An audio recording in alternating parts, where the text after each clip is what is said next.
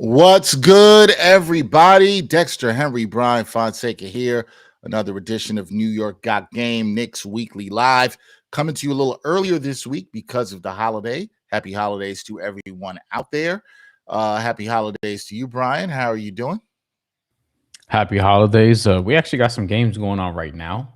So I was just keeping an eye on, Cavs Hornets going on right Now now. your Hornets are playing. Shout out to the homie Michael Grady who's on the call on Not not Peacock for that one. not that I have Hornets +9 or anything like that. 9.5. Yeah, of course you Um do. Of course you do. Of course. yeah, I ran some numbers on that this morning that pushed me to that conclusion. This should be where the Cavs get right, but they don't look like one of the contenders in the East. The team we're going to talk about does. I think there are two awesome teams in the East so far, and awesome by Eastern Conference standards, but still, like there are clearly two teams, but there's clearly one with more playoff experience.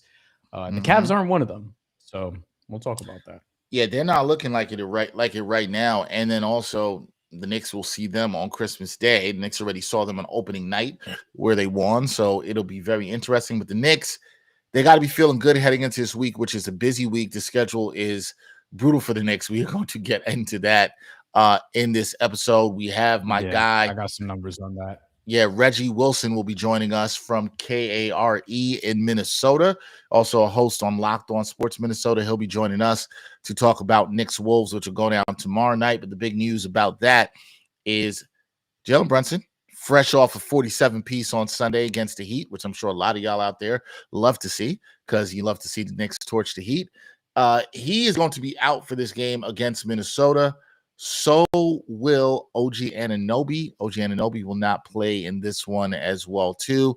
So the Knicks, because of the brutal schedule they've had with the NBA Cup, because following the NBA Cup, immediately after that, 8 of their next 11 were on the road. Now they were able to have that one game in Indiana, and then the 2 they've just played on Friday. They played the Sixers, which they lost, and then Sunday they beat the Heat. Now right back on the road to Minneapolis, and then back to New York for a Christmas matinee game on Wednesday, and then back out on the road again down to the ATL to take on the Hawks on Friday.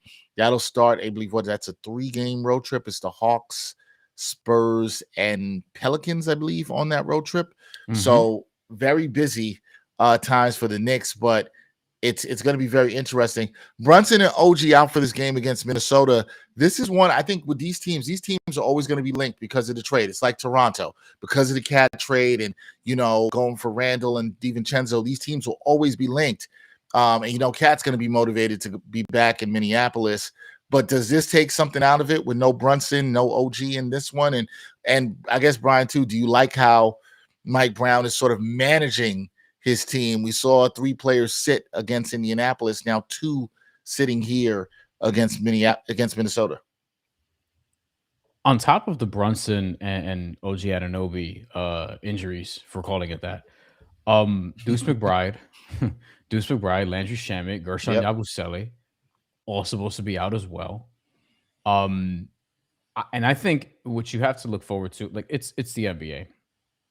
Teams aren't going to play their guys 82 like they used to, and because it's the NBA, assume somebody is shorthanded every single night. But it also provides opportunity to other guys. So Tyler Kolek has played last game, notwithstanding, he's played pretty well. He's on his best stretch as a pro by far, like the most Easily. encouraging that he's played so far. So it gets him a chance to have extended run. Almost makes me feel like it's calculated. Like save Jalen Brunson for Christmas. See what Tyler Kolek could do in this matchup where there's no point guard on the other side of note with respect to Dante DiVincenzo, who's not an actual point guard, but I mean like an actual point guard of note with respect to Mike Conley also, who's on his last NBA legs. But it gives opportunities to guys like Tyler Kolek, for example, Jordan Clarkson potentially. I mean, not that he needs opportunity because we know what he could do, but it gives Right. him an opportunity to show what he can do in this roster, in this elevated role, so to speak. And the one for me is Diawara, Muhammad Diawara, who we'll talk a little bit later Yeah. about. Oh, we will. Oh, we will. To what degree are we expecting to see him as well? So I think this is an opportunity for the young guys. Will we get to see Ariel Hukporti? Will we get to see Trey Jameson? Don't know. I'd like to see Kevin McCullough Jr. get a shot as well. That'd be interesting. As we talked about a couple episodes ago, I think it's time to like weave him in for some opportunities as well, especially on this stretch. Do you want me to give you the numbers on this stretch yet or not in terms of the schedule? No, go into it. I know them all well, but go into it. It's a brutal schedule for the Knicks when you stretch this out to mid-January. Let me just say one thing real quick. Yeah, that I forgot to mention. Also, who will not play, although he's not been playing, so I'm not sure this makes much of a difference. But Gershon Yabusele will be also out due to illness, so he will not play tomorrow. Though, does that make any difference compared to last game? Nope. Mohamed Diawara had 4 minutes. He did not. We'll get into more of that later, but go ahead, Bryan. Yeah, more Gershon talk potentially later. Yep. Don't know how much longer he's going to be in New York based on our reports. Yep. From Not reports sure. reports that you and I have heard about as well, tangentially. Okay, but this makes sense. So if you're going back to, let's remember, they won the cup less than a week ago. Yeah. And it feels like they've played a bunch of games since Dex. So you have from December 16th to January 11th, and I may say this again later on just in case people miss it, top of the show, whatever. From December 16th to January 11th, the Knicks will have played 15 games in 27 days. That includes multiple back-to-backs. Okay, 15 games in 27 days, including the NBA Cup. So we're including that because that is a game played. The Knicks don't have 2 days off consecutively again until January 12th and 13th. Okay, the 12th and the 13th. That'll be the first time also that they've had 2 consecutive days off since December 14th and 15th. And by the way, on January 14th, after they have those 2 days off, they play a back-to-back because the 2 days off are in the middle of, by the way, a West Coast road trip. So the West Coast road trip is four games, is 4 teams. Sometimes West Coast road trips could be longer, but on the 9th, they have the Suns, and the 11th, they have Portland. 2 days off. Then Wednesday the 14th, they're in Sacramento, and then they're in Golden State. So they're in Cali for a couple days. Not LA, but still. And then they fly back from the road trip a day off that Friday, and then Saturday they play Phoenix. So I guess Phoenix comes along with them or something to the East Coast. Maybe, depending on where Phoenix was before. No, they might have been on the East Coast. I don't know. They might have been already. As a matter of fact, I will check that. But the schedule hasn't been, I don't think, super challenging so far this season in terms of competition, which is to say, one, they haven't played all of the best teams yet. As we know, they haven't seen OKC, haven't seen Detroit. But two, strength of schedule also has to factor in how good you've been. And the Knicks are playing with their food a lot less, it feels like, this year than last year they were at this point in the year. So even though they were a very good regular season team last year and the year before, but this year it feels like they're handling their business a little bit more. Phoenix, by the way, will be on a road trip during that in Miami, then Detroit, and then New York with 1 day rest in between. So that's not easy either, but then they get to stay and play in Brooklyn, Philly, Atlanta. So that's a decent sized road trip. But yeah, the Knicks have a lot of just games coming up and not a ton of rest. So I think it's valuable to find these pockets where you can rest guys. Yeah, it'll be interesting if they can find these pockets to rest the guys. But this is a tough week because they played the Heat Sunday. They got the Timberwolves tomorrow in Minneapolis, as I said, then back home for the Cavs on Christmas Day. That is a noon tip-off, and then out to the ATL on Friday. So that's a lot of games, folks, in a short period of time. And Bryan just extended it for you. But what we're going to do right now is we are going to preview their matchup tomorrow night in Minneapolis against the Wolves. And we're going to do it with a guy I met a couple of years ago when the Liberty and Lynx were playing in the WNBA finals. We both have a good mutual friend in Michael Grady out there in Minneapolis. He is Reggie Wilson. He is a sports director at KARE. You also can catch him on hosting a Locked On Sports Minnesota. And he joins us now. Reggie, what's going on, man? How you doing? I'm good. Oh, do I need to slide over? There you go. I know you know about being centered. I know you know about being centered on camera, Reggie. Yeah. How you doing, brother? Good to see you. Good to see you guys. Thanks for having me on. Oh, man, I had to have you on, man. It's good. I got to ask you this because it is brick here in New York. How cold is it in Minnesota right now? We are in a heat wave Heat of wave. That's an upset. 30 plus degrees Oh, right now. okay. Up from so I took a trip to Dallas for the Vikings game Yeah. last Sunday, Mhm. and they were saying it was cold down there. Brother, it was negative temps in Minnesota that I escaped. So that's where we were. And like I said, they're calling this the warm up this week, but then it's supposed to get back down into single digits this weekend. You know what? None of that sounds great. I'm gonna not complain about being in 30-degree weather here in New York. It was a little colder a couple of weeks ago. I will say my one time in Minneapolis, which was a little over 2 years ago, I got there and it was, it's some nice days. It was in the 40s. Now nobody gets excited about a 40-degree day, but I understand in Minneapolis, you might Oh at this yeah, time of year. that's And summertime here. yeah, that's like summertime here. And then our friend Michael Grady, he would tell me all the time, he's like, bro, you got to get through the December, late December, January, and February. Because some days he would send me some screenshots or stuff coming off the team playing. It's like -2, and I'm like, no. This all sounds bad. But I'm Yeah. glad you're staying warm, man. The Wolves have been hot. They've been playing really good basketball. They've won 10 Yeah. out of their last 11 games, 9 out of their last 11 games, excuse me. I Yep. didn't want to give them another win. What's been going right for them during this time, Reg, where they've been playing really good? Anthony Edwards. Anthony Edwards is playing again at an all-star level. He wants to come for that MVP this year, and he's been leading them to these victories. He's playing like an all NBA type player, and that's really what it is. This is interesting. This season, Chris Finch decided to put Mike Conley on the bench to start the Mm, season, and he said that Ant would be kind of more on ball, like bringing the ball up and kind of facilitating and getting into the offense. And that's been working really well for Ant. He talked about how in the offseason, the ball handling is the best that it's ever been in his life because that was something that he specifically worked on.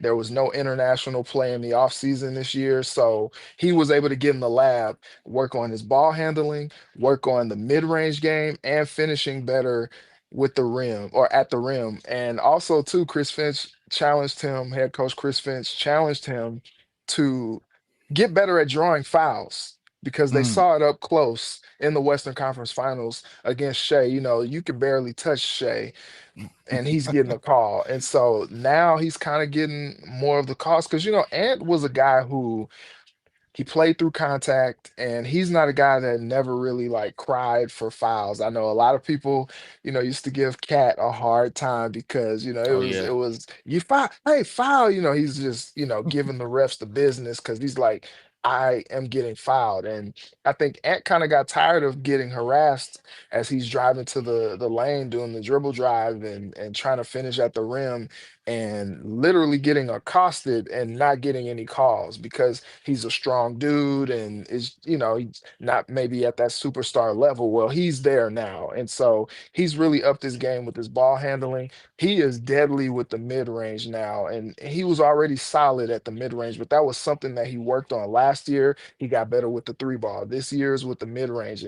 And he's really, doing it. You mentioned that streak that they were on, he's got Hmm. games where he's dropping 35, 41, 43, 31, 39, 44 in that OT win against New Orleans, which shouldn't have gone to OT, by the way. But he's doing what he has to do to will this team to victory. And then the three games that he missed with the sore foot, you saw Julius Randle and Jaden McDaniels step up as well. Yep. And they play more team basketball and were able to gut out some wins, even with Anthony Edwards being out, which was cool to see. It was good to see. I'm glad you talked about his growth. I want to, before I let Bryan hop in here, I do have a question because this year, so much of the question coming for the Timberwolves, for me looking from the outside looking in was, okay, what are they going to do at point guard, right? Right. And then you saw Mike Conley is put to the bench. He's a proud veteran. We know all that. And Dante DiVincenzo was running some of the point early this year. It seems like now the ball has been more, as you just talked about, in the hands of Anthony Edwards. Rob Dillingham hasn't necessarily come along the way I think folks thought in Minnesota since they drafted him. Where are they at point guard? Do they feel comfortable what they have at point guard? Do they like the ball primarily in Anthony Edwards' hands, or does he need more help at point guard? And just where's the point guard situation for the Timberwolves right now?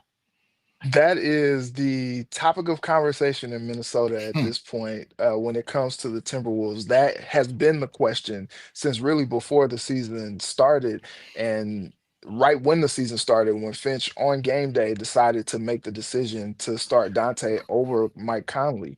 And it's so funny, like Mike Conley, God bless him, like last night against the Milwaukee Bucks, he came off the bench. He had 6 points, 5 boards, 6 assists, a steal, and 2 blocks. And they were like, "Hey, like, good to see Mike Conley back in his bag." And it's just like, man, like if that's all that we're applauding in Mike Conley's game, like how far have we come? You know what I'm saying? Because Mike Fair. Conley is an all-star point guard, but he is approaching 40 and not able to give what the Wolves necessarily need, especially like on the defensive end. He's doing his best. And so, you look at Dante DiVincenzo, and really you don't really think of Dante as like a primary ball handler. He's like a, you know, 3 and D type guy. He's averaging 14 points a game, 3.7 assists, like nothing to really like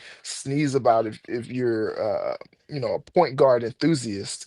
But I think you asked about Rob Dillingham. Yes. I think that he has been a point of frustration with Wolves fans. Last year, it was okay. What's wrong? Like, why does Finch hate this guy? He refuses to play him. Didn't play. He's Yeah. clearly going to be the future. Right. I think the game was fast. Rob gets very sped up because he's a fast player. And there's just some things that Finch likes as far as playing under control that Hmm. Rob just does not provide at this point in time. And I think the problem is like, you kind of want to see a guy like Rob get developed. You put quite a bit of draft capital into trading up for him. Tim Connolly did to get him in the draft. This is a guy who was thought to be like a top 10 player in that draft, Yeah. and you get him. And all of a sudden, he's in reserve roles. He's clocking DNPs some games, but you don't send him down to Iowa. You're keeping him on the big league roster, if you will, to keep him playing. But I think as of late, he has been playing a little bit more. Maybe Finchie is starting to trust him a little bit more in some of these important minutes, but the production is still not what you thought you would see from him. Streaky shooter, um, good playmaker, but one thing that will earn you minutes on a Chris Finch coach team is if you are playing defense. And he is starting to turn the corner on that end. He had Hmm. a nice play the last couple games on the defensive end, which is going to merit getting some more minutes. But honestly, a revelation as far as point guard goes is Bones Highland. This was a guy who was getting DNPs, and now he's clocking like actual minutes. And Anthony Edwards loves the guy. He loves playing with him. He's a favorite of his teammates, but he's like getting real rotation minutes off the bench at the point guard position, and not just as a facilitator, but he's doing a lot scoring as well. I know Wolves fans probably have a pipe dream of maybe a Darius Garland or maybe even a Ja Morant, but Do I, you I want that? Do Mm. y'all want I, that? I don't think either of those are real options, Realistic. especially Okay. especially from a money standpoint. Right. Yes. They just got too much money tied into players right now to pull something like that off. So I think they kind of have to bank on the fact that, Rob needs to continue to develop, and this on ball handling from Anthony Edwards kind of stirring the pot for them. Yeah, it'll be very, very interesting. Yeah, and I've noticed Bones Highland has been getting minutes, so that's very interesting to watch as the season progresses for the Timberwolves. Go ahead, Brian. Sorry. Want to ask about Ant a little more specifically.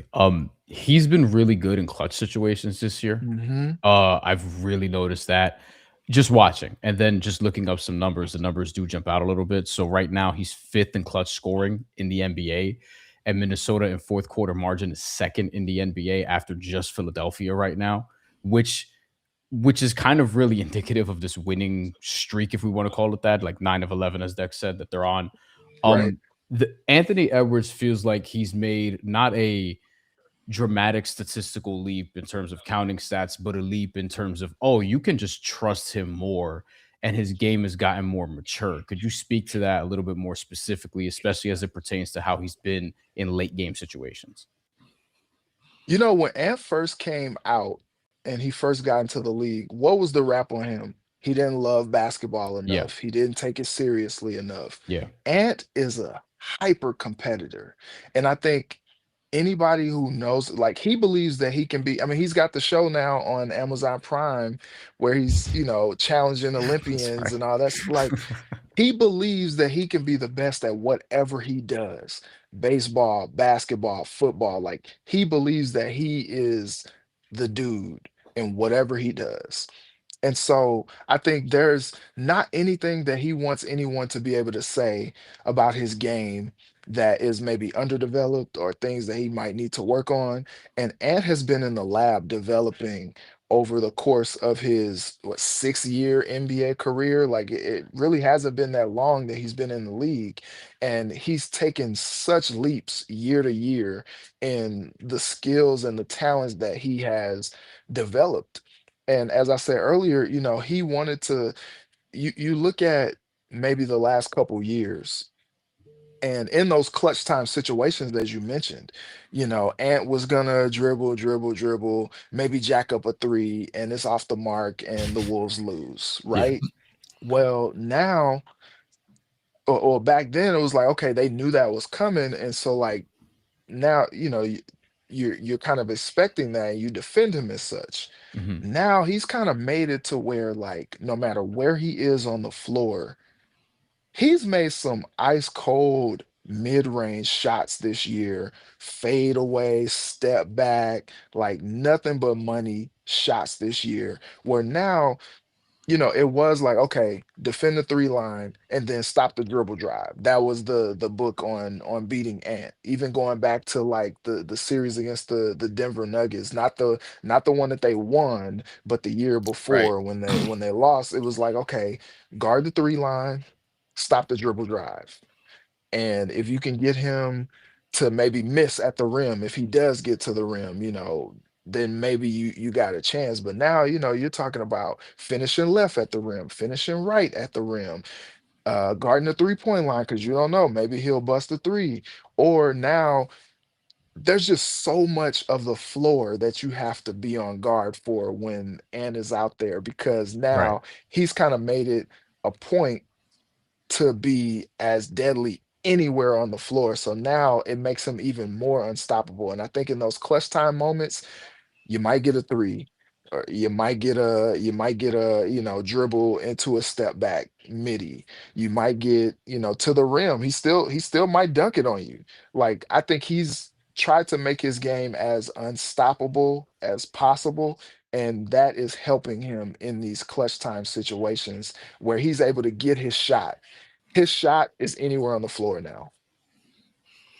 With that being said, do you feel like there's a level of pressure for Minnesota to win with him now? Now, he has, after this season, 3 years left on his deal. But as we know, and this is going to happen with a Minnesota market, unfortunately, kind of like what's happened with Giannis, where people are going to be reporting or trying to report or putting rumors out there like, hey, you know, Ant's getting a little antsy potentially. And this is a team that went to two straight Western Conference finals. There's a chance because the Western Conference is so good this year that they don't get to that point again. And if they don't, will it all like will the noise already start? Because even right now, as good as they played lately, they're just fifth in the Western Conference. That would mean potentially a second round series with Oklahoma City. And then I think people will ask some questions if their season ended a round sooner, especially against a team that beat them last year. Yeah, yeah. Look, Anthony Edwards loves Minnesota. Like full stop. Mhm. He loves Hmm. playing here. He loves being here. He's comfortable, and he loves Atlanta, but that's a flight away. Like Right. he's down in Atlanta. We got a Delta hub here. There's a Delta hub in in Atlanta. Like Atlanta. it's a flight away. It's a flight away. So I think it's so funny when that narrative kind of starts to get pushed, and it's never really pushed from anywhere like internally in Minnesota. I feel like Just same always thing. outside. Yeah, same thing with Devin Booker. Like it was like, Mm, oh, mm, we mm. gotta get Book out of Phoenix, and Book was like, I'm good in Phoenix. Yeah, Like I want to win here, and I think there was a recent interview. Was Ant was talking to, was it Taylor Rooks? It was somebody where he was just like, yeah, I'm gonna get fly as hell and make it to where you can't stop me. Like, and we're gonna do it in Minnesota. Um, he wants to win in Minnesota. And hmm so I think, yeah, I've said it. They have put a tremendous amount of pressure on themselves because you Hmm. you go to back-to-back Western Conference finals. The only way up is a finals appearance or a finals win. And as you said, the West, the West is tough, man. And like, it's a gauntlet to get through it. And OKC, hey, Wolves just show they can beat them this year. One of their three losses this year. that's true. Ant came back off the foot injury first game back and led them to a win, 26 points in the win. And so, I think Ant loves the challenge of playing against an OKC. So like they're always gonna be ready to rock against any team in the West. And I think Ant is gonna, be able to help will them to victory. But man, there is a ton of pressure because you go to back-to-back Western Conference Finals run, you're like, Mhm. oh, we're close. We hmm gotta get so anything less than that would be a disappointment. I mean, in this market, Reggie, we could speak to that because the Yeah, team we cover here just fired their coach for not getting to the finals. Right. which is crazy. Right. And I think, part of bringing that up to Reg is, when you have a talent like an Anthony Edwards and you talk about his competitiveness and how much he wants to win. And that's everything I've heard from, folks like yourself that cover the team, people around the organization. That's what you hear. There's also been changes within the organization. You talk about the back-to-back Western Conference Finals trips. This is arguably, it's funny, even in my lifetime, the most successful run for Yes. the Minnesota Easily. Timberwolves, Yeah. right? Like Yep. easily. And I hope the fans there are appreciating that Yep. because they didn't see this even during the Garnett era. Um, Right.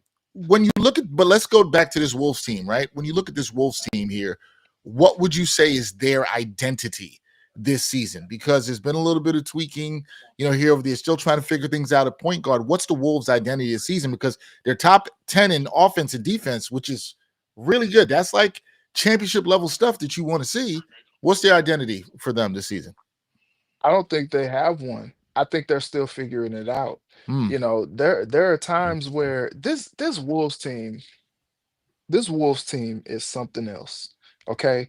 Because you look at it, I mentioned Ant coming back against the OKC Thunder Yeah. and them. I mean, that was an insane game, incredibly entertaining game. Yes. Yes, And 1000%. Ant was so clutch in that last minute, right? hmm But then they come out against the Milwaukee Bucks last night, Without Giannis. no Giannis. And you respect every opponent in the NBA. Okay. Supposed to Cool. say that. You're supposed to say that. You're down 16 to the Milwaukee Bucks. Right. And it Right. felt And worse. they're raining shots. Like KP has like 28 points. Like you got Bobby Portis playing out of his mind, and you're playing down to your competition. And so, the Wolves did end up getting the win. They only won by 3. Yeah. Just 3. Yep. Like, and it took a furious comeback, led by Ant to be able to do that. And you're just like, it was times I'm sitting here at my desk here at work and I'm looking up at the screen. I'm like, what? And they got out rebounded, which was surprising. That was shocking. Yeah. I think by 5, 51-46. Ex- exactly. But Dex, you mentioned top 10 in offense and defense. Yes. Here's the thing. The Wolves a couple seasons ago, the first Western Conference Finals run, they were number one In defense. Yes. defensive rating. Finchie has been clamoring for them to get back to that ever since then. And this year, when they're playing I was looking at some of these games earlier. They're playing against Sacramento, and they allow 117 points. They the New Orleans Pelicans, they take to overtime 149, Yeah, 142. just got past him in that one. Right. I watched the end of that game. That shouldn't have been What close. Right. what is happening? So when you ask about like identity, I think obviously it plays through Anthony Edwards. Julius Randle is a great compliment. They've really learned how to play together and play off of each other with that 1-2 man, game. But then and there's some games where you're like, oh man, they're locked in. They lost to a Memphis team without John Morant the That other was a night bad as loss. well. Hmm. That was a terrible loss. And it really wasn't even close for most of the night. And it's so funny, like all of a sudden, like on a given night, the team looks like the 2010s Warriors. And it's just like, who are these guys that you've never even heard of are just like shooting the lights out and the Wolves lose? And it's just like, what is going on? So I think when you ask about it, I think they want to be a top five defensive team. Mm. And I believe that they want to be a top five offensive team as well. But on any given night, you just don't know what you're gonna get. You see a loss, earlier this month, you see a loss against the Phoenix Suns with no Devin Booker, and you're just like, that Phoenix Suns rivalry though is becoming something nice though. I think that if we get a round of that in the NBA Hmm. playoffs, I would enjoy that. I think Anthony Edwards might punch Dylan Brooks in the Well, face. I'll tell you who'll be happy for that. Brian right here. Brian wants to Yes. see that. I like the chippiness. The last time they Me too. played, I missed the game, but I caught the highlights and I was like, "Whoo, Hmm. these It'll teams do be a not like each physical. other at all." It'll And be a I'm physical Hmm. here for that. series Like for sure. I'm here for that. Let me ask you because you mentioned Julius Randle and how he's starting to really coexist well with Anthony Edwards. What have you seen with him and Dante? Because the Knicks fans watching this, they're going to be intrigued about this. In year two for them, are they more comfortable in Minnesota? Are they more comfortable under Chris Finch and his offense and his whole scheme? Or do you see those guys just being, I don't think either wanted to leave New York, but they're there. It's an adjustment. You understand how that goes, especially working in this industry. We know how this can go. Yeah. How are they settling in year two? Yeah, I think you look at Dante DiVincenzo last year, and that was a guy who was still trying to figure out, like, oh man, I'm in Minnesota now. Like, Right. and I think the appeal for including Dante in that trade was just what he can give you off the bench. A Mm. guy that is a self starter who is you could just kick it to in the corner, and he can pop a three, and just an efficient scorer. And I think you didn't see that all the time last year, and you saw some struggles from Dante. And I think it was just him really just trying to get his feet set and really just try to find his place with how he fit into this Timberwolves team. He kind of knew what he was doing. He knew his identity when he was with the Knicks, and it was totally different what they were. I think they wanted what he was providing with the Knicks, but I think how he got there was just a different, and his own psyche as well. I think he talked to it a little bit. He's just like, I had to find my comfort. I think Mm. as we saw once Julius Randle came back from injury last year, that dude was in his bag, and he earned a bag too with how he played, especially in the playoffs, the first few series, the first couple series. And he's kind of picked up where he left off. He's averaging 22 and a half points a game this season, 7.5 or nearly 7.5 boards, even almost 6 assists as well. And like I said, when Ant was out, he became that alpha. Jew's always gonna put that head down and play that bully ball Oh that yeah. that is just his signature. But you think about this with Julius Randle. Julius Randle played with Kobe. Yeah. This is true. He played with Kobe. Yeah. Yeah. Like, this is not just like some dude. Like, he's been in the league for a while. Julius Randle's 31 years old, Hmm. and he loves it in Minnesota. I remember the Wild pulled off the trade for Quinn Hughes Mm-hmm. from the Vancouver Cool. Canucks, Yep. and he was one of the first people to welcome Quinn. He's like, "You're gonna love Minnesota." Like, this is a place for him that has provided so much like comfort, and he feels like he's been welcomed with open arms. And you see it with this play. You see it with a guy who feels like he's very comfortable in his skin and very comfortable in his environment. And his relationship with Anthony Edwards, he talked about, well, more so Ant kind of talked about how they got in the lab in the offseason and really just tried to learn each other even more, and learn each other's tendencies and play off of each other a little bit more and really work on their two-man game together. And they came out this season and you saw a bit of that. And I think it's continuing to grow. And so Dante and Julius are super comfortable now in their roles. Julius was already excited about playing for Finchie because he had played for Finchie before Right. in his career. I think it was down in New Down in Orleans. New And Orleans. Yep. so Hmm. and so you look at a guy who's really, felt like he could hit the ground running when he got here, and he did, especially after he came back from injury last year. And he's really just picking up where he left off. And I think he and Dante, if the Wolves are going to do anything this year, Ant's going to bring it. But if he and Dante can provide the production that the Wolves are looking for, it's not out of the question that maybe they could make another Western Conference Finals run, even in this tough Western Conference. Well, I'll tell you what, the Knicks fans in the chat, Rob Clark just here said he's happy for Julius Randle. I'm going There's a there lot right of Knicks now. fans, that want Dante to come back. There is a Mhm. large segment of Knicks fans I that are heard those trying to figure a things. way out, Yep. Reg, to get him back here to New York.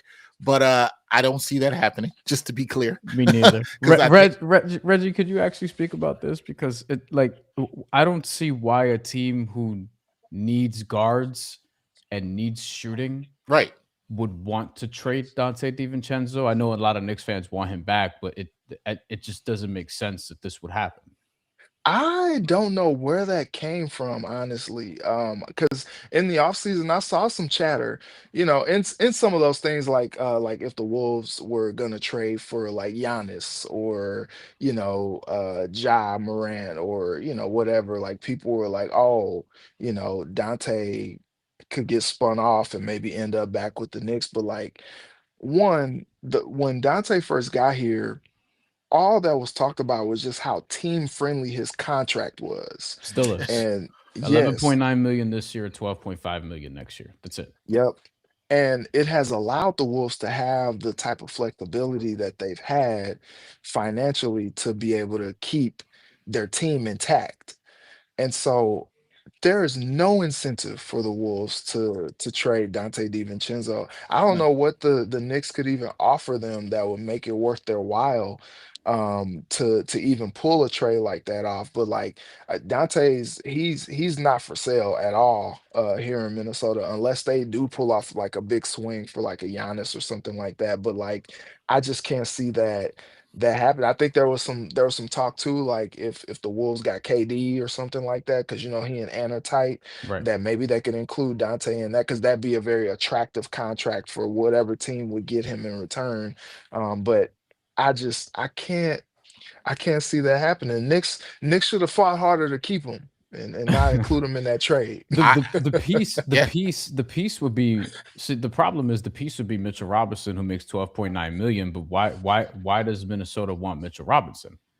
No, They're I mean fine they with their drafted bigs. they drafted two centers this year. That's Now, true. now That's look, they're right. not That's true. Rocco's not playing. He's Right. getting some DNP, and they sent Behringer down to Iowa Oh. to just. I mean, this kid's 19. Hasn't really Yeah, played yeah, a whole lot of basketball, yeah. but I think they're looking at him as like the heir apparent to Rudy He's a project. Yeah. with some better hands. What- Rudy. The, Hey, the, Reg, only, Reg, the Low- Reg, only other you're way, talking to somebody who criticizes Rudy a ton here, and Ryan, you have less no so in idea who you're recent telling years, to. less so in the last couple of years, more so in Yeah, I years of mean, due and process. look, Rudy is still like that free safety on defense where he's gonna do, Oh yeah, what he needs to do to make it happen. But there are just some boneheaded things that you see, and it's just like they're paying this dude how much money? and Reggie's like, And you can't hold on to the ball. Come on now. just like fluky stuff, like he's jumping up and like dunking, and like the ball just slips out of his hands. Like The, I just to don't understand some of those things. put a bow on the Dante stuff, the only other way you can kind of do it is if like you're sending a package of like Deuce McBride, Yabusele, and one of the young guys, and then even there, it's like I don't know why either side is doing that. You know Yeah, what I why would the mean? Wolves want to do that? I don't see that I don't even know why happening. the Knicks would want to do that. Yeah, It hurts their depth. Why? Why are you Why? trading? Yeah, why are you trading Right. Deuce and Kolek would, because I could see Minnesota being like, hey, we want a point guard, but it's just again, I don't see that right now, but it is what it is. Just another thing real quick, just off of that. We talked about the point guard situation a little bit, but is this something that they're still trying to address ahead of the trade deadline? Because trade deadline, it's not here yet, but 6 weeks roughly, like it'll be here. And Minnesota is one of these teams. If we're talking about, hey, they kind of need to win, they're putting all this pressure on themselves, back-to-back Western Conference Finals trips. You don't want to end up like the New York Jets and just, hey, you're close, and then you haven't been to the playoffs since. Not that anyone's counting, but this is a window for them, and you do have some contracts that you can move, but like what is the point guard situation going to look like? Because I do think you kind of need to address that before the playoffs. Yeah, I could see, and Tim Connolly, one of the best basketball minds in the game. I could see him making some calls and just checking on some things. That's true. And he's been known to make some deals. Shout out to Wayne Brady. He's been known to make a deal or two. I remember walking around, and I had just interviewed Walker Kessler, and I think 2 days later, I'm walking in the newsroom and they're like, "Hey, you see what happened?" I'm like, "What? The Wolves? What happened? Rudy Gobert?" I'm like, "What? They did what?" And now this interview I just did with Walker Kessler, I can't even use It's a anymore because wrap. he's not even here anymore.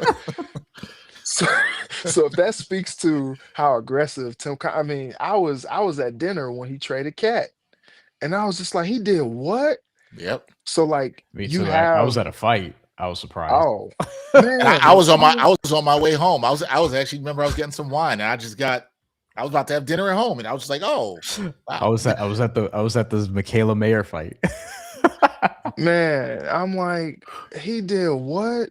And so I think, nothing would surprise me. I could see them Fair. trying to upgrade. I do think, and this might be just crazy talk, but I do think they see a lot of things that they like in Bones Highland, and I think they're gonna explore that even more moving forward. Interesting. But is he But, the answer? Is but he the Reg, answer? Reg, I don't mean to cut you off here, but you just said they're seeing a lot of things they like in Bones Highland. Isn't that a shame that they're not saying that about Rob Dillingham, who they invested draft capital into? Like, is that not a problem there?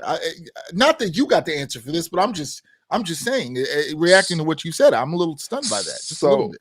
so the running joke, Timberwolves Twitter, is Finchie hates Dilly and never wanted him. That's the running joke. This We is don't every know that fan for base with sure. young players. It's so Right. annoying. It's like Finchie hates Dilly. He never wanted him. Every time he talks publicly about him, he never has anything great to say about him, XYZ. And I just don't think Rob plays the type of ball that Finch is looking for right now. And Mhm. I say right now Right. because obviously Rob, and look, you're talking to a guy who covers Minnesota Vikings football, and we just saw the latest injury setback to JJ McCarthy, a kid who, this is Minnesota though for you. They they're like, okay, let's stop paying these stopgap aging veterans and let's like draft one. They finally draft one, and now they're like, oh, he needs to play better. Oh, he's trash. And it's just like, okay, you kind of got to give him some time. He missed all of last season. And so transferring that to the hoops talk, like Dilly is a guy that they took, and I think Timberwolves fans were like, "Oh, well, like the hype was real, and also we like this tape, and we're excited." The Wolves got us excited because they took him when they did. So Finchie's holding them back, and it's just like, well, Is y- he? and you start to watch some of his minutes out there, and it's frenetic. Mm-hmm. it's a little all over the place. Like the game might be a little bit too fast for him. And you kind of realize, okay, he needs some more development. But I think some of the Wolves fans are like, yeah, we ain't trying to hear that. Like, put him out there, like give him some minutes and like let him like get into a rhythm. He Mm. can't get into a rhythm if you're not playing him. And I think Finchie's like, well, I need to see a little bit more from him to show that he deserves some of these minutes. And now you see him going to a guy like Bones Highland, who again, DMPs. Yeah. And now he's hooping. It's the point guard situation is so interesting to me when I'm watching the Wolves games. It's the most interesting thing that I'm watching with this team. But we got to talk about this game. We'll get you out of here. We appreciate the time, everybody. Reggie Wilson with us of KARE Sports Director there. Also catch him on Locked On Sports Minnesota. Reg, this Knicks Wolves game tomorrow a little bit different. No Brunson, no OG, no Gershon Yabusele for the Knicks in this one. What do you think are the keys for both teams? What are you keeping your eye on in this game between the Knicks and the Wolves? Is Mike Brown gonna suit up and play or They might ask me to they might fly me out to Minnesota to see how and play. Then you can see me. Maybe you interview me, but then they probably cut me and you won't be able to use it. So who knows? so I don't here's know. Mike Brown's not suiting up. so here's the thing. Like once I saw like no Brunson, I'm like, oh okay, sure. All right. Okay. So it's so funny because the running joke is of course like this game probably goes to overtime or something like it's gonna Oh, be I could see that. Yeah. yeah, it's gonna be a hard fought game. So here's the thing. In this game, like last night, in the game against the Bucks, Jaden McDaniels left He got the injured. Yep. game with a left oblique contusion, and the Wolves put him as questionable for tomorrow night's game. That could be huge. Jay McDaniels known for his defensive prowess. Obviously, he's about he might be 7 feet. He might be, but I think you want him to be a 3 and D guy, Mm. and in the playoffs, that guy shows up and they're like, okay, what about this guy during the regular season? And during the regular season, now, especially this year, he's averaging 15 points a game. And he's a guy that they are now able to count on and has a little bit more of a bag on the offensive end. And so if he's not able to go, I think that's going to be huge in this game against the Knicks. Always interested to watch out for a 30-point game from Cat. You know, he loves Minnesota, still Mm-hmm. owns a house here.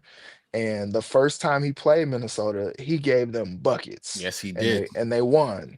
Yep. And I'm sure that felt really good to him to stick it to them. And I'm sure he will want nothing more than to come back into his house and stick it to the Wolves. And so I think, the keys are gonna be to, slow down Cat. I don't know who they're gonna employ on him. Maybe Rudy. I'm interested to see what that matchup is gonna be. And then this feels like the type of game where Mikal Bridges could go off. Mm. Might have to. Like, I mean, he's gonna He's have gonna have the to. ball in his hands a lot too. He will. He should. No No Exactly. OG, Brunson. no Brunson. Yeah, he should. I think a lot of the fans would say he better. Exactly. And so I'm interested to see if we see two-way Mikal, one of my guys from Phoenix. Whenever the Suns used to play anybody with like a superstar on the other end, he was like, all right, time for them to get put in McHale jail because he's gonna lock them up on the defensive end. And so, maybe McHale is gonna be on Ant, which should be must-see TV whenever they go against each other. So I'm interested to see that matchup. And just interested to see if the Knicks have enough offense without big body Brunson out there to overcome you know what could be a surging offensive performance from the Wolves. You just never know what you're gonna get from them.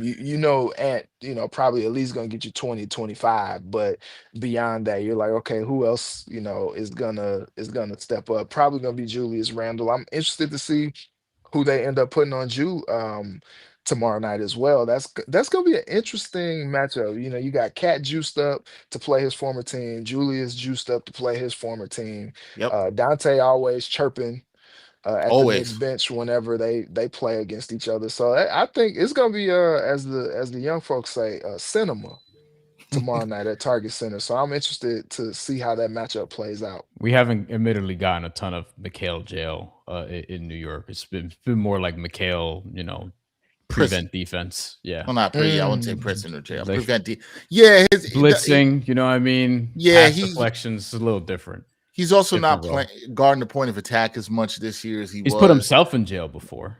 That is true. That is true. But he has He's come been with some better big. this year, though. He's been better this year. He's come with some big defensive plays. I think he's been better since the playoffs. So we will see. It'll be very interesting. It'll be interesting to watch the Wolves, see if they can get into that top 4 in the West. They're knocking on the door. They're right there. Back-to-back conference finals. Can they finally break through? Look, I know a lot of people here in New York. They'd love to see a Knicks Wolves finals. They would love to see that, especially with the history of the trade between the two teams. I think that would be dope. But hey, a lot of basketball left to go. Reg, appreciate you, man, for coming through on the first time here, man. I think a lot of people in the chat got to learn a lot about the Wolves that they don't know. This is why we like to do this and have people that cover other teams come on and talk about these matchups. So I want to say appreciate you, everybody. Check out Reggie Wilson, sports director, KARE. Also catch him on Locked On Sports Minnesota. Reg, happy holidays. Merry Christmas to you and the family. We'll talk to you soon, brother. And thank you for coming on New York Got Game. We appreciate you, man. Absolutely. Happy holidays, fellas. Tell the Knicks to hang that banner, man. Oh, you think Knicks should hang it? I mean, agree. listen. They should. Hey, Reg, I feel very indifferent about it. Like, I kind of wanted them to. If they didn't, it also doesn't bother me that much. Like, it is what it is. Dolan's probably being petty. It's probably hang that banner, man. It ain't probably. This probably comes down to pettiness. Come on, Jimmy. Hang that banner. Yeah, he got some Joe Jackson in him. He's like, I want the real thing. Yes, he does. yes, he does. All right, Reg, appreciate you, man. Silver pettiness. It's all petty. Right, fellas. Peace, Reg. Appreciate Thanks, you. Reggie. Once again, that is Reggie Wilson, my guy, sports director, KARE, host for Locked On Sports Minnesota, doing a fantastic job out there covering the Timberwolves. Good friend. Shout out to everybody in the chat. A lot of you been rocking in with some good comments through the conversation. Sorry we're not able to get into you. I want to shout out to my man Greg 5592, who's become a New York Got Game regular. I appreciate you, Greg, because you always show up, and we try to show up for you. Greg says his boy Kolek will get the start. Greg, I do think he'll get the start. He should. He has earned the start. We will talk a little bit more about Kolek. Greg, my question for you, I'm going to throw a question to you, my friend, out there, since you have been, I'm going to call, Greg, I am naming you officially the leader of the Kolek Hive. I've officially named you that. I know you didn't ask for the title, but whatever, I'm giving it to you. Do you think? I think he'll take it. It's a small sample size, Greg, so I'm trying to get you to put this in perspective here, right? I'm hoping you can put in perspective and don't jump out the window here, but I just want to know what you think. I'm very intrigued. Do you think Kolek has shown enough to solidify himself as earning the backup point guard spot, or do you need to see a little bit more here from Tyler Kolek? I guess what I'm asking you is, do you feel like he has calmed down the Jose Alvarado rumors and that kind of stuff, and you're like, hey, man, we're good with him at backup point guard? Considering you are the leader of the Tyler Kolek Hive, I'm feeling what you might say, but I am intrigued to hear from you. This is a rhetorical question, Dex. It's not. You're probably right. You're probably right. You know, you're probably right. I'm just saying, Greg might not be all the way there, though. I don't know. I'm just asking. Kolek is not here yet. He's got to be here soon. Where like you got to get to the point where when I Google Kolek stats, I'm not getting Stephen Kolek, the pitcher.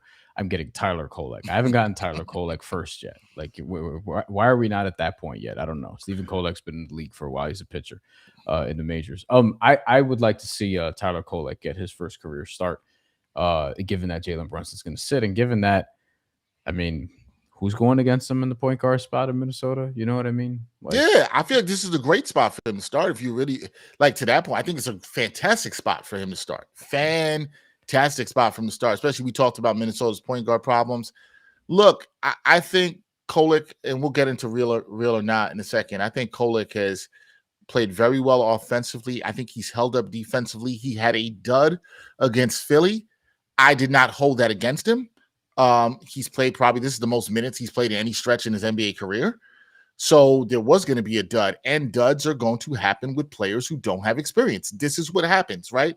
You're going to have up and down. This is basically, in a way, you kind of got to think about it. It's his second year, but in terms of it, his rookie year and playing, right? So there's going to be some ups and downs with him. I think every time, when Kolek has a game like he did against the Sixers, and I also want to be fair, and I said this in a video I did after the game, Tyrese Maxey and VJ Edgecombe are very tough covers in the backcourt for a lot of people, not just Tyler Kolek, okay? A lot of people. So he had his hands full in that regard. I think he had 4 fouls in that game. Might have 5, I don't remember. 4 turnovers. So it didn't look good, but you got to give him credit. He bounced back last night against the Heat. Okay, we got our response from Greg.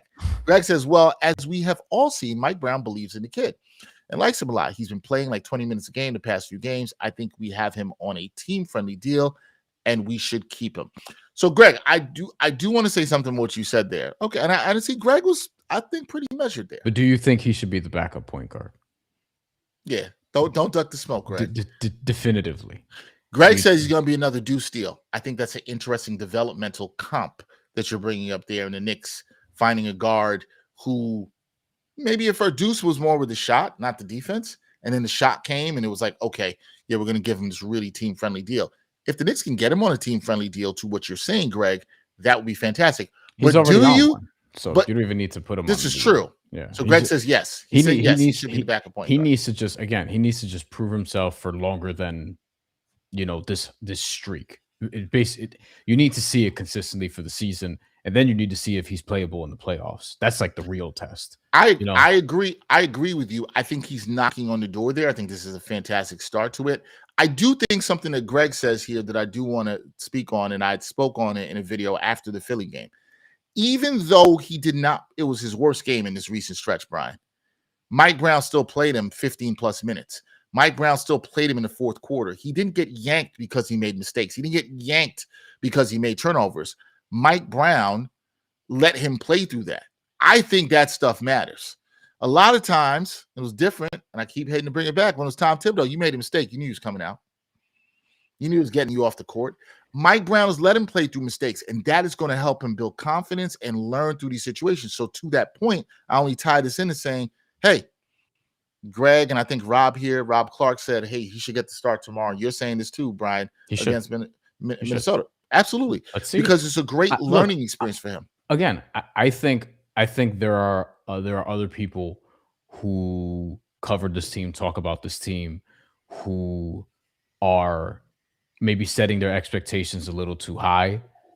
That being said, I think he should get these opportunities. You know what I mean? Like, I think he should get this opportunity to start. In the event Jalen Brunson sits beyond, I mean, he's not going to sit the Christmas game, let's be real. But again, for people who missed it at the top of the show, the Knicks are in a stretch where they're playing 15 games in 27 days, and they don't have back-to-back days of rest until mid-January, the 12th and the 13th. And then they have a back-to-back because they're in the middle of a West Coast road trip during that time. So, like, if you're finding pockets to rest, guys, we're not going to spoil one of the real or nots, but if you're finding pockets to do that, guys like Kolek can get a start. Guys like Diawara can play more. Clarkson can play an expanded role. Like, you're going to have to see these things. So, yeah, give him the opportunity, especially when you're winning games. That's the other thing here. It's like you're 20-8, and we could all comfortably say if they're not the best team in the East, they're close. But I think a lot of people would say, no, they're the best team in the East because they've proven more than Detroit has from a postseason standpoint, which I think is fair.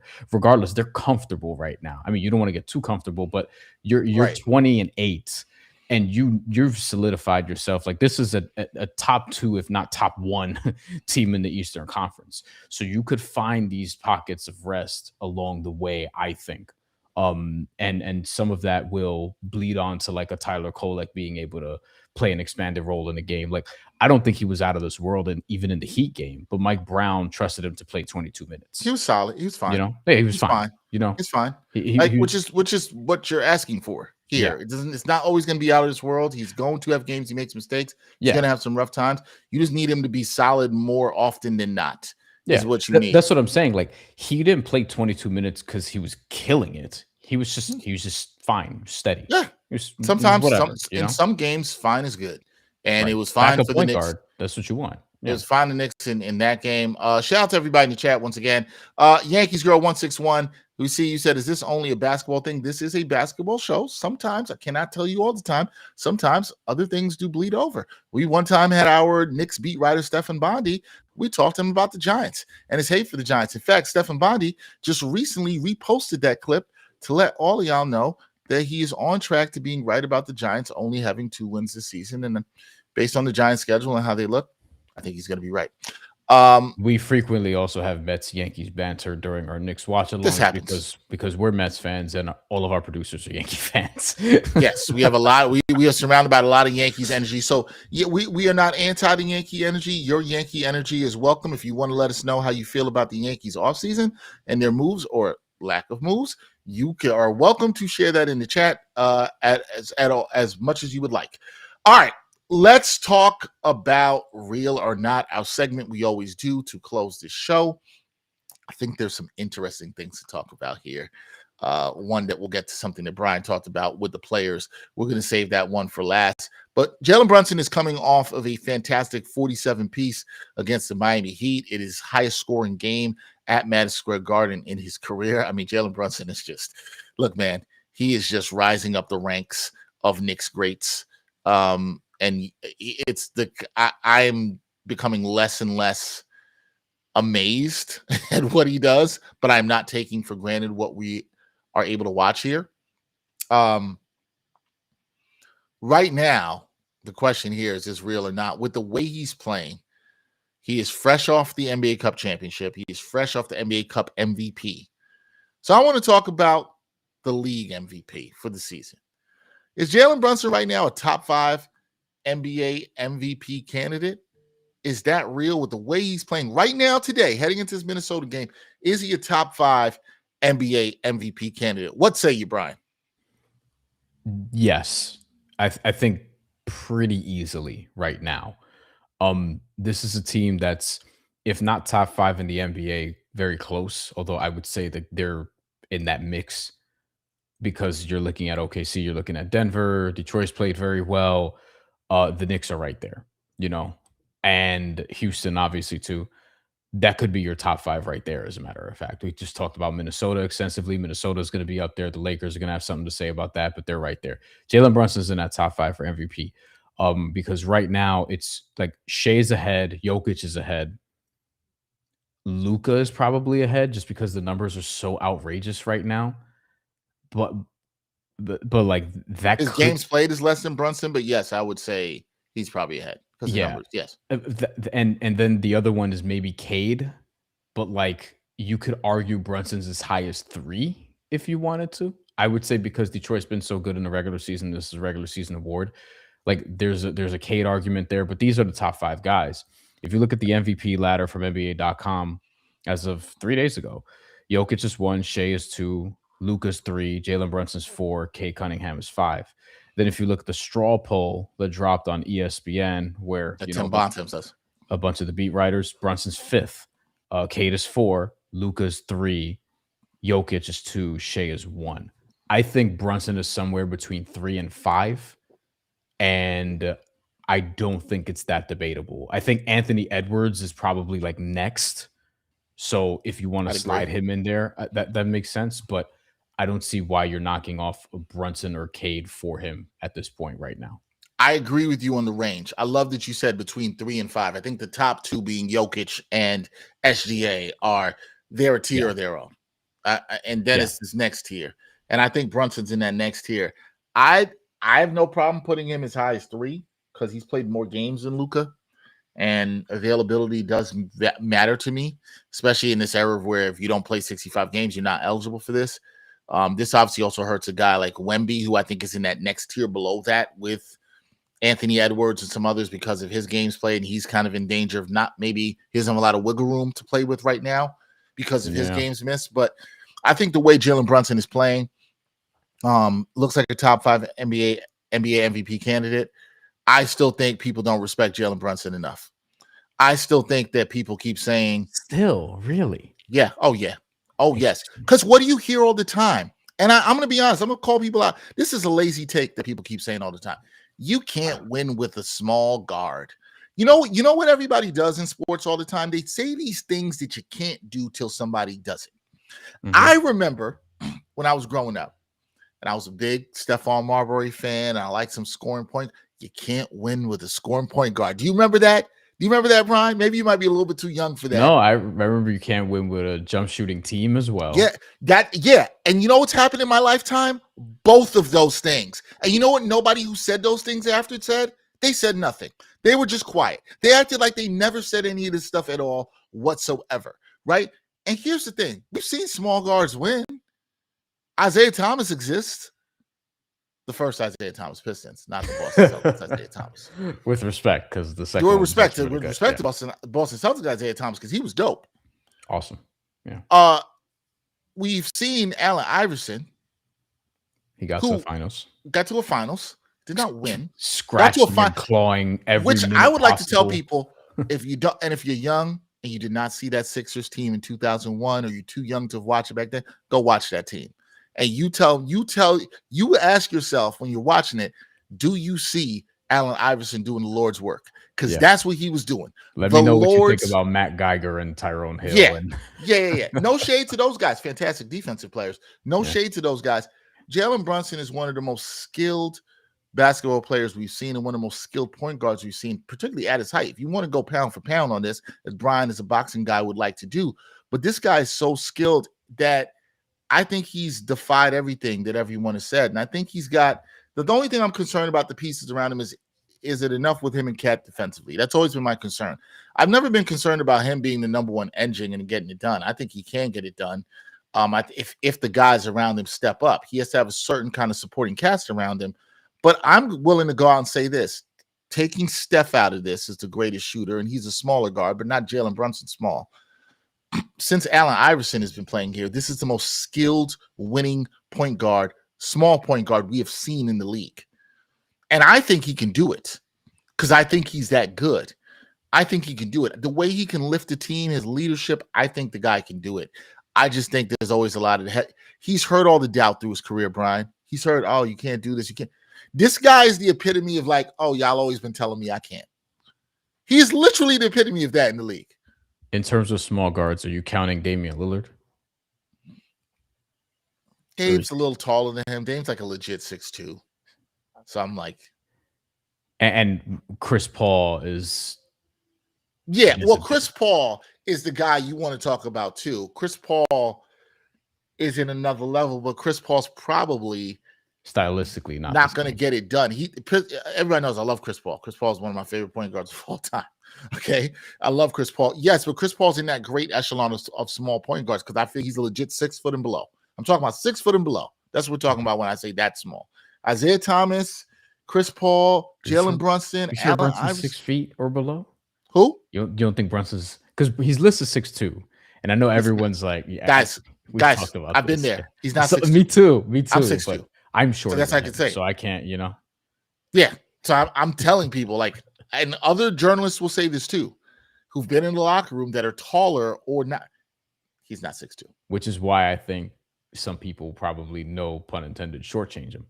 I guess I won't based on what I've seen. That's interesting because that's interesting you say that. I do feel like he's gotten more respect as of late. I don't think it's all coming from Knicks fans because to Knicks fans, like, forget it. You know what I mean? Like he's the most popular athlete in New York City, in a city that still loves baseball, both baseball teams, as a matter of fact. You know what I mean? Like, and there's like Aaron Judge, there's, all these different Francisco Lindor, like there's all these popular athletes here. He's the most popular athlete in New York City, like easily, I think. I 100% agree. I think outside of New York City, he's gotten more respect as of late. I think it's but I get what you're saying though. I still think he gets a little doubted too much still. Yeah, there's still some of that. Yeah, and DG Film says the man is 6'2", LMAO. Dude, I'm in the locker room. I'm 6'2". I've been with other reporters who are 6'2" and higher. And I'm not the only person saying this. There's other people who've credibly covered the NBA which DG Films. Also, Josh Hart is Josh Hart has made this point. Josh Hart has made this point. Yeah, he joked about this. Like players have said this. His teammates, his roommates' podcast has said this, and somebody who doesn't cover the NBA is question. Okay. Anyways, moving on to the next real or not. Like, I'm not saying this to slight him. I'm telling you he's not 6'2". That's all I'm saying. And like, I would just question, how do you know? Because I'm telling you how I know. How do you know? All right. You just went on NBA.com. Okay. He said, okay, DJ, you say you believe me. I'm sorry. I'm not. Why would I lie? I'm not here to lie. I don't want to shortchange anybody of their height. Why would I do that? But I do think he's top 5 in MVP right now. I agree. And before the season, I said I thought he could finish there because I felt like the Knicks would be a 1 or a 2 seed. So, well, you said before the season that if he did that he could win the award, maybe. I just think the teams in the West might be too. That was your concern, but I think we did that when we did the betting episode with Joe Delera. We talked a little bit about that and what would be the good odds for that. Correct. So we'll see. That's why. Greg asked Dexter, do you have us winning tomorrow? Ugh. That's tough, Greg. That's tough. I think it'll be closer than Minnesota fans may want, just because Minnesota kind of plays to their competition, as Reggie outlined earlier, and they played a lot of clutch games. That being said, I don't know. Minnesota's not Indiana. You know what I mean? Yeah, this is not Indiana where you've maybe felt good about hitting that money line if that's what you like to do. I will say, here's what I think, though. I will say this. I agree with Bryan that it'll be closer than maybe what people think.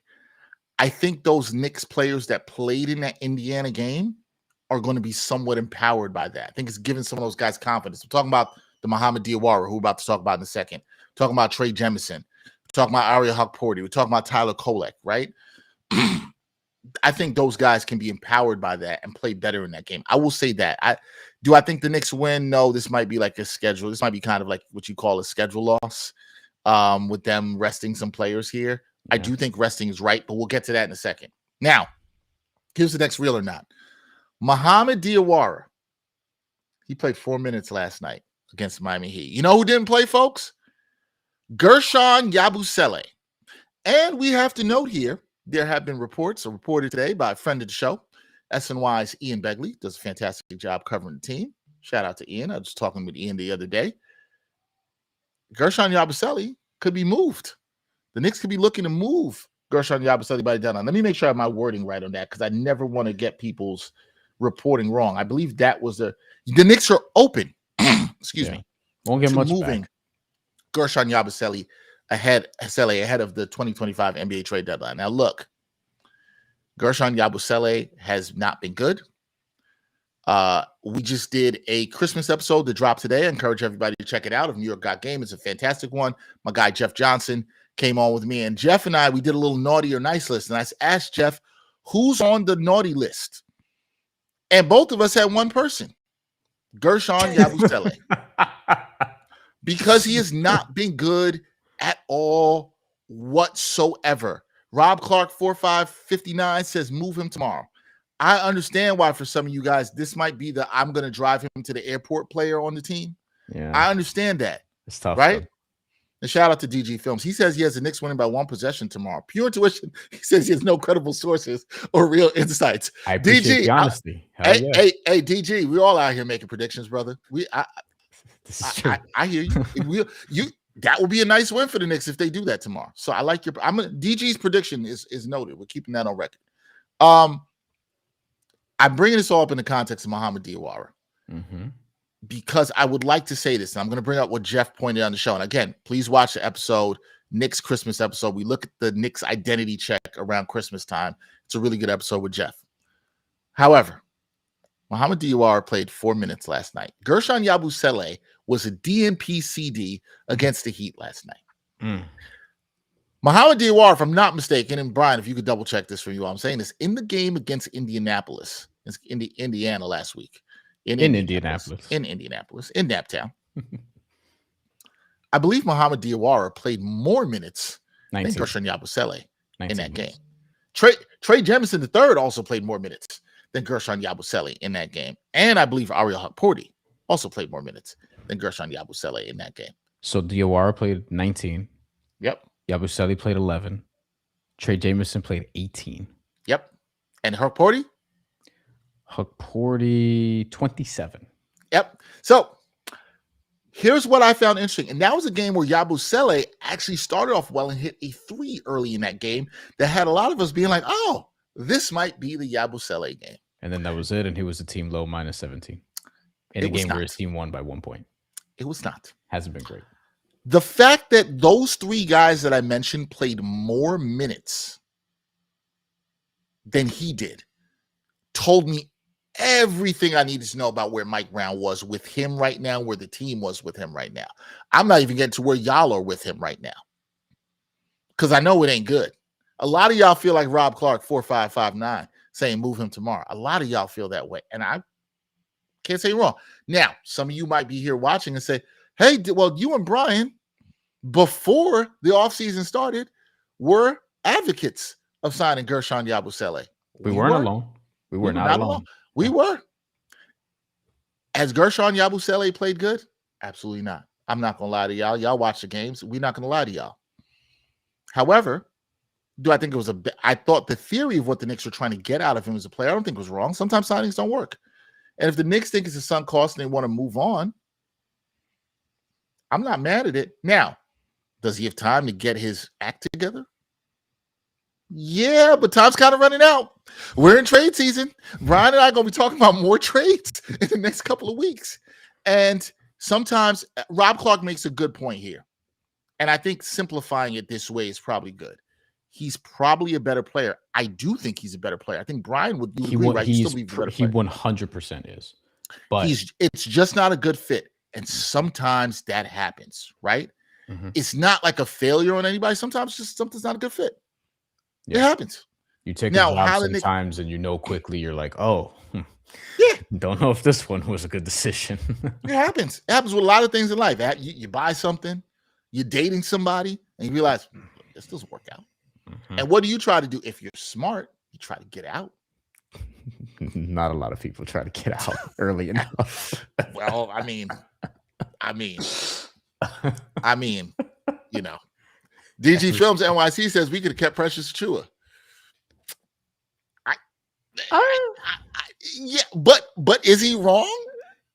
No, I just like in theory of what in terms of production, which I think is what DG is saying. Yeah, I don't know. I don't know how much he'd be playing either. You know, because I think you're looking for that to be more of a stretch big spot. But I agree. Or Mike Brown is at the very in theory, that's what you wanted, right? Yeah. Because Precious didn't do that either. But what Precious did a little bit better than what you're seeing from Yabusele right now this season is defend. Not a little bit better. Not a lot better. And it's like I said this when I said, look, I think Yabusele could work. I was like, he's defensively, but offensively, we had some concerns. Offensively, there's a roadmap there. But look, you can finish teeing up the real or not. No. But okay, so here's all I'm saying all that to say, and we have the report from Ian that is out here, right? And I'm totally seeing how y'all are feeling about this in the chat. But Mohamed Diawara is getting rotation minutes over Gershon Yabusele, and this report is now out. And I will also say this to you too. And I'm saying this as Ian, who is one of the best around in covering the Knicks. Yes. When Ian put something like this out, remember how Brian Windhorst had the fingers up in the air for the Rudy Gobert trade a couple years ago? Ian is well connected. And when something like this comes out, you have to always think about who wants this to come out. Now, do I think this is Gershon Yabusele's camp? No. Do I think the Knicks want this out to know that they are open for business with him? Yes. I have no. That's even though I don't think that's a great leverage play on their part, but I think no. I think they know there's no leverage play here. I think they know to get off of him, they probably will likely have to attach a second round pick. Smart. But can you get off of him sooner rather than later and maybe get a rotation player back that can help? Some people in the chat have been talking about Sadiq Bey. I saw that. I saw some other options that they've been talking about. And so some team, New Orleans would make sense. You could dump his salary there, give a second round pick, bring a guy like Sadiq Bey back. It's not crazy. I saw some good stuff. But here's the thing. Here's the real or not, because we only have a little bit of time and I got to run and hop on another show. Of course. Is it real that Diawara is getting rotation minutes over Gershon and Yabusele? Do we think this is something that'll continue? I'm gonna put it right out here right now. I think it's real because I think when you saw what happened in Indianapolis and you saw what happened last night, and I think it'll be, well, we won't see it tomorrow because Yabusele is out with illness, which I find interesting too. No conspiracies, guys. But I feel like he's done for. I don't think Mike Brown is trying to play this man anymore. I don't think so. So I think the fact he's giving Diawara 4 minutes against the Heat, is real to me. When you say one, I think it's real. I think we should see more of Diawara, and here's why. I think if you're Yabusele now, and really not even him, if you're the Knicks now, like this is why Tyler Kolek, for example, was like, "Yo, I'm playing for my career," and we were all kind of like, "Yeah, he's not really exaggerating. Like he kind of is right now, or at the very least his Knicks career, but yeah, in some effect his NBA career." For Yabusele, he's gonna get another shot somewhere else. But I do think this is the period of time where you need answers if you're a contender. And you need answers to see, okay, who's going to be able to ride beyond February, beyond the trade deadline. And if you already know on Gershon Yabusele, listen, they know a lot more than we do because they're there every day with each other. Then, listen, it just looks like it's going to be you sell him low. You're probably going to attach an asset, some sort of draft asset, to get rid of him. And that's, it is what it is. He's not making this is another part of why they signed him to begin with. It wasn't a long commitment because it was a taxpayer mid-level, $5 million, then like 5.7, whatever it is next year. Like it's not a hefty contract. It's not something that you need to waive and stretch. It's not that deep, but you're probably going to have to attach a second round pick or two to get off of it. In terms of what you get back, don't know. We'll have to see what that's going to be. Interestingly enough, I know that the Knicks fans won't want them to trade with like the Nets again. But Haywood Highsmith, who I don't even think he's played yet because of a knee injury, but he's actually the type of defender I could see. Because if you're prioritizing defense, he's actually the type of guy I could see Mike Brown wanting to play in some spots as a combo forward who's like a really good defender, but hasn't been healthy this season.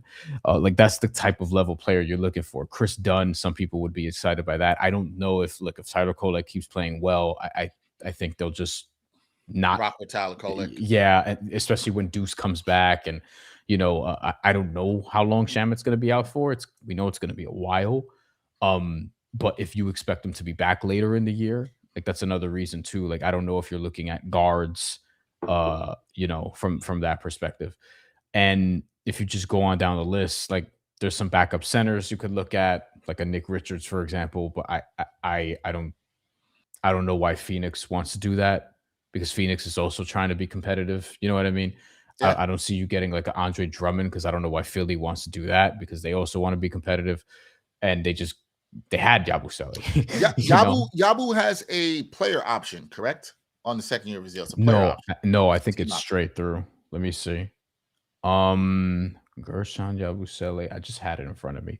It is a player option actually. That's why he could opt in though. That's what's huge. That's what's huge in the deal though. Yeah. Because even for another team, even if he opts in and knows unless he plays well for another team and gets his value back up a little bit, that's only a $5 million contract that you can control and then flip. So it is somewhat attractive to another team. But to get off of that, you're probably Rob Clark said Yabo alone won't get us anything. Got to add a youngster and picks. I'm not sure they'd have to add another youngster. But again, I don't know what the market is for that. Yeah. I think a pick would get it done. So it multiple if it's somebody like Sadiq Bey. Yeah, you play 2 second rounders. Yeah. I mean, Sadiq Bey's good. Like he's legitimately pretty good. So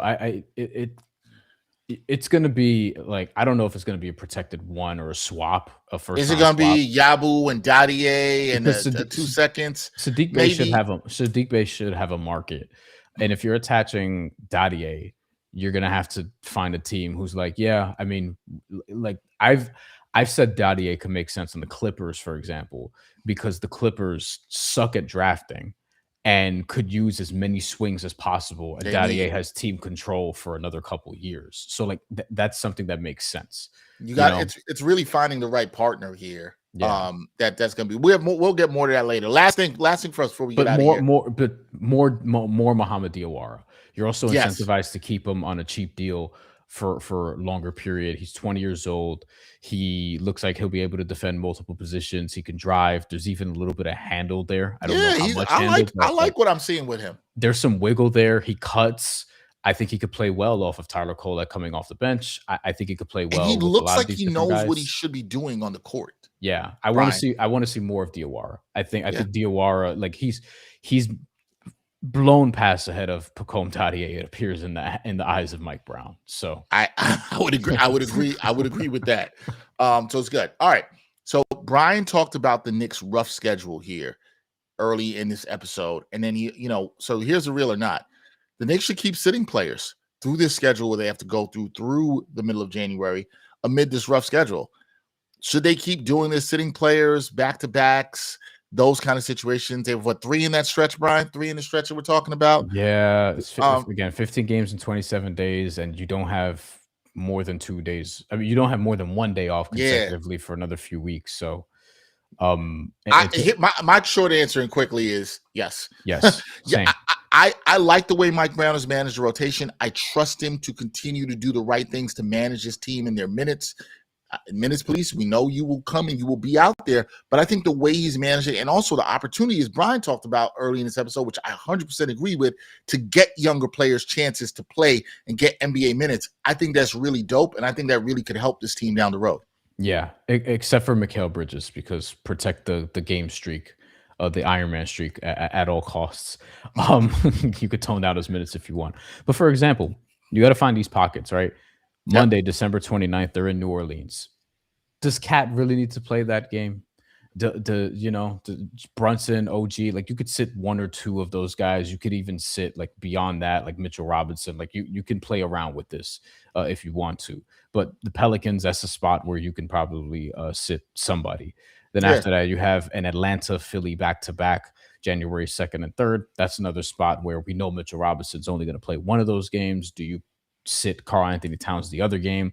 You have a Clippers game. The Clippers look, they're one of the most uninspiring teams in the NBA, probably the most depressing team to watch in the NBA. January 7th, do you really need everyone for that game? And then you have another back-to-back January 14th and 15th in Sacramento and Golden State. You could sort of pick your spots there. So I think they're going to do that. I don't even think this is debatable. I think they've shown you even against a Minnesota tomorrow, because it seems like, hey, you want Jalen Brunson and OG Anunoby and others rested for Christmas. Yeah, it feels like they're going to do this anyway. Yeah. Every team is looking for spots to rest guys, because they know the schedule is messed up. They know that they shouldn't be playing 82 games at this speed with guys coming in with AAU wear and tear and just travel basketball hyper specialization wear and tear. So yeah, everyone knows that 82 games shouldn't be a thing anymore, but I mean, money. But capitalism. But capitalism is where we are. Listen, I think they'll play smart, like you said. I think they'll pick and choose. We'll see how that all goes. But this has been a good one. A lot of you guys were rocking with us for this preview of Knicks and Timberwolves here on New York Got Game, Knicks Weekly Live. Once again, we got to shout out my guy Reggie Wilson of KARE in Minneapolis for coming through. And he also hosts Locked On. Locked Up Sports is another podcast hosted by my man Bob Walters, whose show I hop on from time to time. This is Locked On Sports Minnesota, the Locked On Network. Not Locked Up, 2 different things. And the reason Bob's calls it Locked Up because he's a CO, but that's a whole different story there. Oh wow. Rob Clark says don't sit him on a prime game so you won't get fined. I hear you, man. League might not like that. That Pels game better not be a prime game. Yeah, I hope. You hope not. Shout out to everybody in chat. Rob Clark, shout out to you. DG Films NYC, shout out to you. Yes. Appreciate you checking in. My guy Greg, Capo, the leader of the Tyler Kolek Film School Capo, 1291. We see you up in here. A lot of you guys were in here with really good stuff. Yankees girl, Cedric. We appreciate you, Yankee girl. 161 was up in here. We appreciate you, Mario. Demario Montauk. We saw you up in here as well too. We appreciate all of you guys for checking in and rock with us, especially this time with the holidays. Just want to say we appreciate everybody here because you're taking time, out of your week to sit with us and engage with us and talk Knicks and all the stuff we do. This will be our only live for the week. We did it earlier. We will have some more Got Game content coming for you throughout the week. So definitely keep tapping with us. Like I said, we have an episode out right now, a Knicks Miss episode with my man, Jeff Johnson. Check that out. We'll have more stuff coming for you next week. Some more watch parties coming in the new year. So we'll talk to you more. We should have another episode dropping early next week before the new year as well. So definitely stay tuned for that. We will preview later in the week here on the New York Post Sports YouTube channel. We'll have a preview of the Atlanta game on Friday for you. So that should be a good one as well too. Knicks versus Trae Young. That is always good. So yeah, thanks to everybody again in the chat. Thanks to our production team, our guy Tommy Cohen doing a great job producing. He's Bryan Fonseca. I'm Dexter Henry. We are going to catch you next time on another edition of New York Got Game Knicks Weekly Live. Merry Christmas, happy holidays, and a happy new year to everyone out there. Peace.